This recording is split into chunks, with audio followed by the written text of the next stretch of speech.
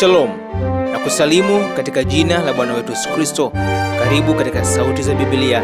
Mimi ni msimuliaji wako Fredi Madeje. Mmoja kati ya watu maarufu katika Biblia takatifu ni Yuda Iskariote, miongoni mwa thenashara 12 wa Bwana wetu Yesu Kristo. Na umaarufu wake mkubwa ni kutokana na usaliti wake kwa Bwana wetu Yesu Kristo na baadaye kuamua kujiua kwa kujinyonga. Lakini Biblia takatifu inataja takriban watu 7 waliojiua. Miongoni mwao ni Sauli, mfalme wa kwanza wa taifa la Israeli, akiwa huko vitani. Mwingine alikuwa ni mfalme Zimri, ambaye alipoona ya kuwa mji wake umetwaliwa na mfalme Omri, akaingia ngomeni mwa nyumba ya mfalme, akaiteketeza nyumba, yeye pia akiwemo, yaani alijichoma moto kisha akafa. Si hivyo tu, mtu mwingine mashuhuri kwenye Biblia takatifu kuamua kujiua aliitwa Ahithofeli, mmoja wa washauri wakubwa wa mfalme Daudi, na baadaye Absalom, ambaye kimsingi alikuwa ni mtoto wa mfalme Daudi.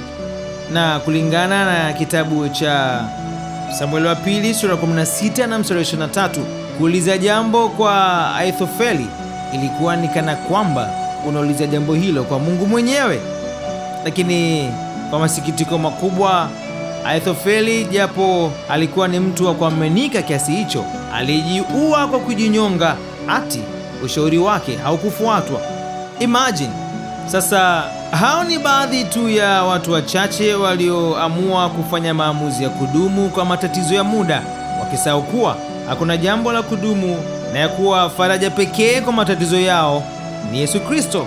Sote katika maisha hupitia nyakati ngumu, lakini kamwe hakuna sababu ya kuondoa uhai wako mwenyewe, kwani kwa kufanya hivyo ni kutenda dhambi na kuidhulumu nafsi yako, kwa kuwa mwenye haki pekee wa kuchukua uhai wa mtu ni Mungu mwenyewe.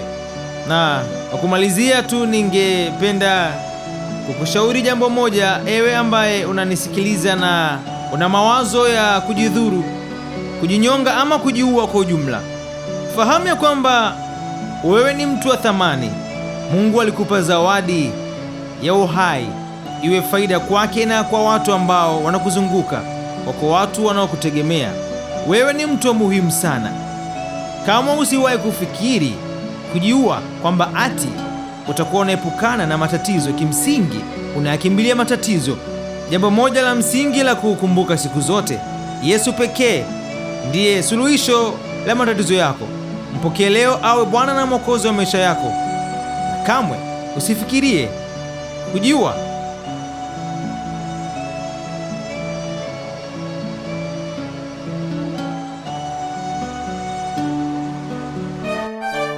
Usiache kuifuatilia Sauti za Biblia wakati ujao.